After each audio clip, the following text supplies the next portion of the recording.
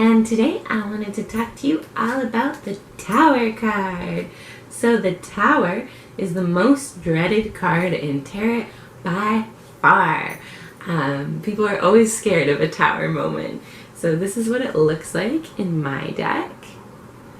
He's cutting down the Tower, and I'll show you the original version as well, somewhere like here. And so the Tower represents a big change. It is like a sweeping change in your life. It's the ending of something big. It's not like death, where death often will be kind of like a slow change that comes with a grieving period. Sometimes it's like this dark transformation. It's not necessarily a sudden event.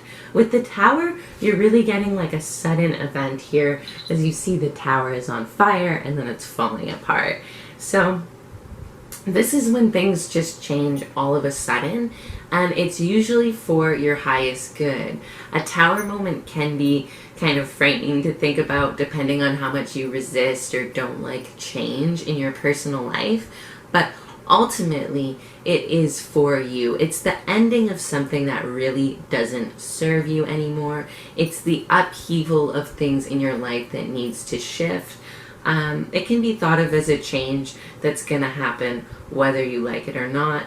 So if you find the Tower coming up, or you find a job, just all of a sudden you're fired like the next day, or you're let go the next day, just out of the blue, trust those moments. Trust that that is happening because you need to move into something better and that is more aligned with your being. It can represent transformation as well. It represents freeing yourself from obstacles. It represents an end to a period of problems or suffering. So there's all these beautiful things that can come with the Tower, but often we focus on that change aspect. Now, as you can see in the original Tarot, there's like this lightning bolt coming in. So what they say is that that is actually the hand or the finger of God, or the universe, whatever you like to believe in. So with it being the hand of God, it's like God stepping in and taking something out of your life for you because it sees that you aren't necessarily able to do it. So it's kind of like one of those situations where you can't hear all the conversations that are being had when you're not there. So you might not see how someone is really treating you behind closed doors. So they get just taken out of your life in one swift movement.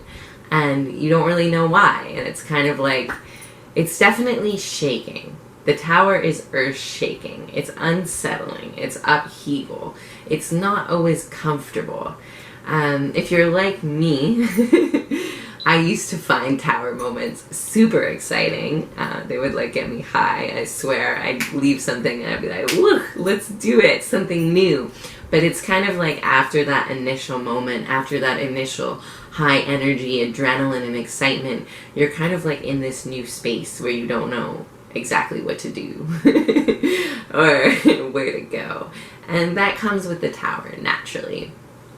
Like with death, it's almost like you really know where you are at the end. You may have trouble letting go and surrendering and going through that death period.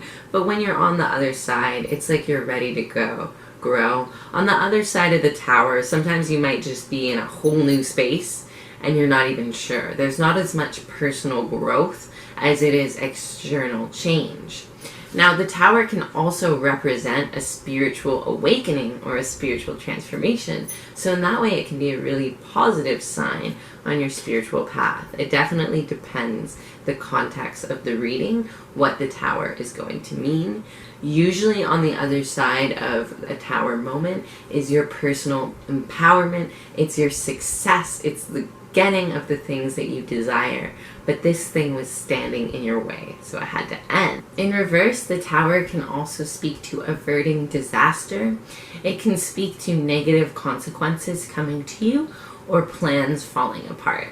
So maybe like you have a flight booked and it gets canceled. That could be a Tower in reverse that causes this flight to get canceled, or that signifies to you that this flight is going to be canceled. If you're interested in numerology, you can look at the number 555. This signifies a big sweeping change, especially in relationships. 555 is tied to the Tower as well. In my deck, you have there the sign for Pisces. So in my deck, it's actually tied to Pisces, which I find very interesting because while they're soft and watery, they're very mutable and changeable signs. And it is the end of the zodiac, so it kind of ties together with being the end of things. So traditionally, the Tower is tied to Mars energy. It's Scorpio and Aries, the big, passionate changers of the zodiac.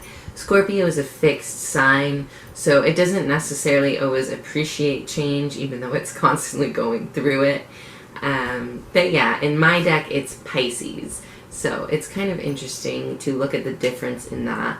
I really like the Pisces representation because while Pisces has this very soft outer shell, they're kind of a chaotic sign. And if you really get to know a Pisces very deeply, they're more chaotic neutral than they are as good as they will kind of appear on the outer surface. So there you have it. This is my understanding of the Tower card in Tarot.